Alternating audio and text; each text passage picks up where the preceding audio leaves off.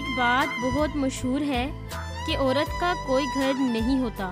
پہلے وہ باپ کے گھر میں رہتی ہے، پھر میاں کے گھر میں اور پھر بیٹوں کے گھر میں. سننے میں کافی خوشنما لگتا ہے اور ہماری خواتینوں میں یہ کافی مقبول ہے، لیکن حقیقت کیا ہے؟ حقیقت یہ ہے کہ عورت کے بغیر کوئی گھر نہیں ہوتا. آپ نے اکثر دیکھا ہوگا کہ جس مکان میں فقط مرد رہتے ہوں ان میں محلے کے لوگ جانا پسند نہیں کرتے. اسی طرح عزیز و اقارب بھی ایسے لوگوں کے گھر جانا پسند نہیں کرتے جو تنہا رہتے ہوں. اس مکان کو گھر کا درجہ کس وجہ سے ملتا ہے؟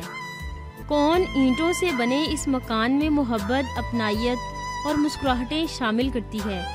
یہ اعزاز فقط عورت کی قسمت میں ہے. کوئی گھر عورت کے بغیر گھر کہلانے کے قابل ہی نہیں ہوتا.